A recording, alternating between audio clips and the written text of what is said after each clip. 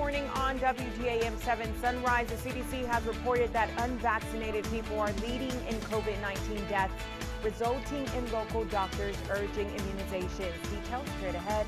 Also, voters in Petal will decide on a restaurant sales tax proposal in August that could bring in thousands of dollars to the city. Find out how much money coming up. And the FBI needs your help finding a man who allegedly shot a Jackson agent over the weekend. They're offering a hefty reward. We have that and more now on WGAM 7 Sunrise. We're proud to always be on your side. Good morning, Pine Belt. This is WGAM 7 Sunrise. Hello and good morning. Thank you for waking up with us. It's Tuesday, June 29th, and it looks like we're going to have a cloudy day. Let's check in with Patrick for the details. Patrick, good morning. Good morning to you, Vanessa. And right now we're starting off your day pretty quiet. Temperatures right now are sitting into the 70s across the area. And we actually got clear skies out there right now. So we're actually going to see some sunshine this morning. But later this afternoon, it's going to be basically the same story as we've seen over the past several days. The skies will start to cloud up and we'll see some pop-up showers and storms. But there's nothing out there now. 72 degrees, a live look over Midtown Hattiesburg and USM from our Mississippi Power Skycam. Currently nothing going on in our neck of the woods. Radar sweeps are quiet, but as we take a wider look out there, notice this into Alabama, a little bit of a swirl up there. That right there is the remnants of Tropical Depression Danny, now moving into eastern Alabama up around Anniston, and it is giving them rain up there. Most of the moisture is going to stay away from us today. As you can see, that thing's going to go way north of us, but we will be watching for more pop-up thunderstorms later this afternoon. Currently, we're into the 70s now, 72 in the Hub City, 71 in Laurel, it's 74 in Columbia, 72 in Wiggins, and 71 right now up in McGee. So we're not looking too bad as we start off your day. No heat indices out there, but later on there will be highs. Today will top out around 91 degrees for your afternoon high. And as you'll notice, we're going to be looking at more rain this afternoon. Coming up in a few minutes, we're going to take a full look at your forecast. I got you covered here in just a few. All right, thanks, Patrick. We're starting off with our crime tracker this morning. The FBI Jackson Field office is offering a $50,000 reward for anyone with details that could lead to the arrest of Demario Lamar Cotton. Late Saturday night, law enforcement say an agent from the Jackson office was shot by Cotton during a traffic stop. A federal arrest warrant was issued for Cotton. He is charged with one count of using a firearm to assault, resist, or impede a federal law enforcement officer, as well as one count of using, carrying, or discharging a firearm during and in relation to a crime of violence. Cotton is considered armed and dangerous. Anyone with information is asked to call the FBI at 1-800-225-5324 or go to tips.fbi.gov. And continuing to keep you informed, Mississippi leaders are working to spread the word that human trafficking is happening in our communities. A new campaign launched Monday that calls on public-private partnerships that could lead to rescues. A statewide campaign is called Be the Solution. The main goal is outreach, with a key component being education on what human trafficking is, how to spot it, and then how to report it. They'll be reaching out to everyone in the state with a commercial driver's license and school bus drivers. Both groups that may well come across victims and need to know what to look for. Many times people have blinders on and they think we don't have that in our state. We absolutely do. But it's key. All the partnerships, the public, the private, the law enforcement, all the recovery, everybody working together. And every time we get people to step in, we save somebody. This campaign will also call on all of us in the public to say something if trafficking is suspected. You'll start seeing billboards with the number to the human trafficking hotline. The AG says they often get tips to the hotline that lead to rescues and prosecution of the criminals. Meanwhile, here in the Pine Belt, the Jones County Board of Supervisors recently gave the Sheriff's Department approval to reapply for the Violence Against Women Act. We're told it's a federal grant aiming to help law enforcement assist domestic violence victims. The department has been receiving the grant since 2017, utilizing the funds in parts by having a victim's advocate as part of the team. If you are a victim of domestic violence needing help, you are encouraged to contact the Jones County Sheriff's Department. In other news, restaurant restaurants in the state could be getting a boost in grant money. Right now, there's a pending bill to add $60 billion to the Restaurant Revitalization Fund. Back in March, the American Rescue Plan Act was passed, which included $28.6 billion in grants for restaurants, food trucks, and bars. Now, senators are working to reintroduce that legislation to get independent restaurants back running smoothly.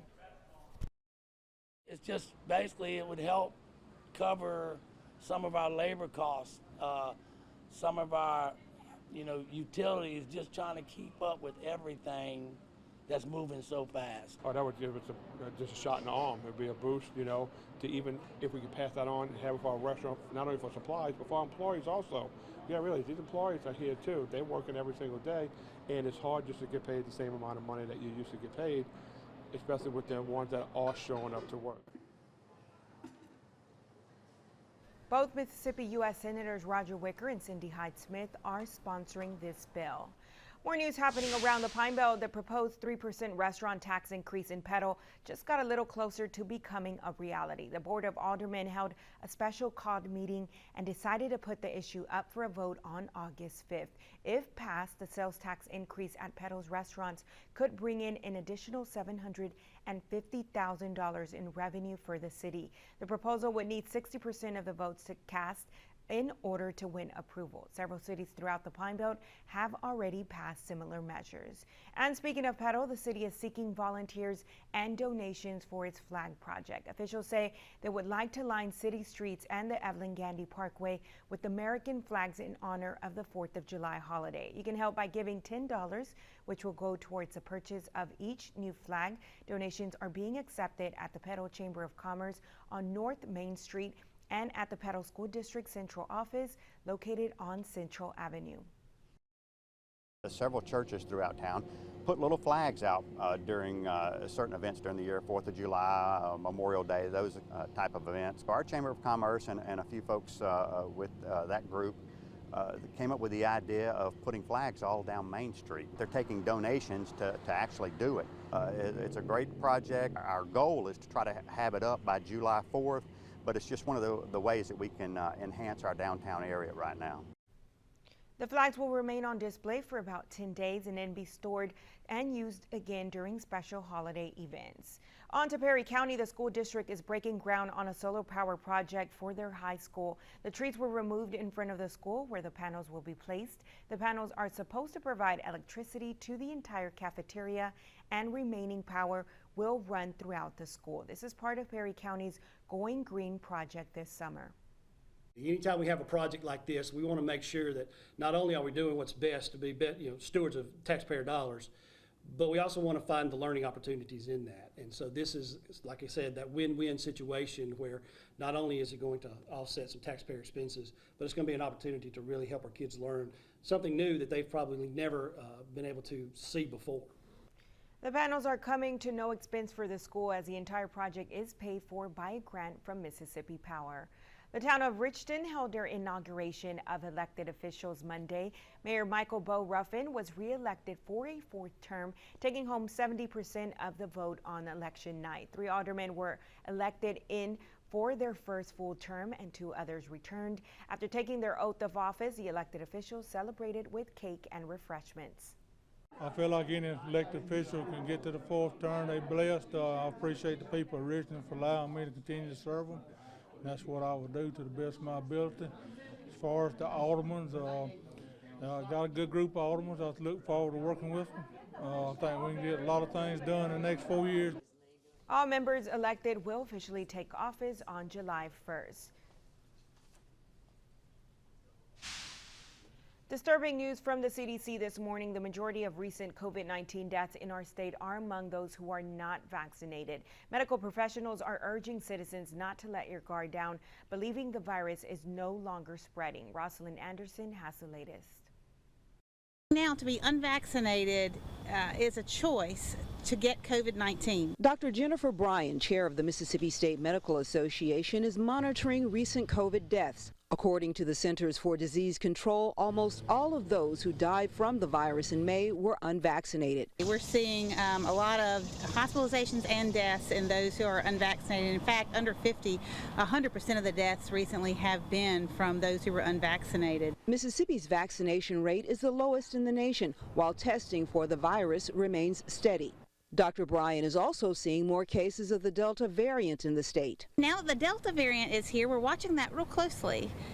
It's more transmissible. In fact, I think we learned that it's about 40% more transmissible than the British variant, which we were all looking at, the UK variant. I was doing anything to prevent having COVID. Tina Davis is fully vaccinated but still takes precautions like wearing her mask. She is mindful of the death rate in the state, especially among younger unvaccinated adults. It's high, so I would recommend getting the shot. To me, I'd rather take the shot and hopefully be protected than take the chance of getting it from anybody. As of June 22nd, the State Health Department reports 29 cases of the Delta variant. Now to the latest in the College World Series. Mississippi State lost to Vanderbilt 8-2 in Game 1 of the finals last night. The Bulldogs must win Game 2 in order to keep their hopes of winning the championship alive.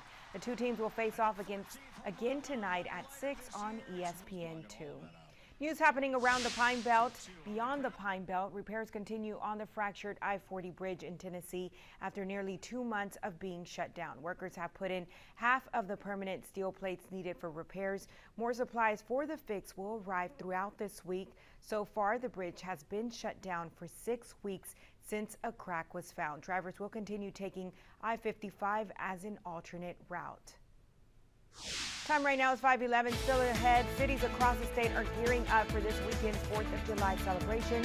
Find out where and how you can participate coming up. And we're starting off your day pretty quiet here across the area, but this afternoon you can see a few more thunderstorms pop up. We'll track that coming up after the break.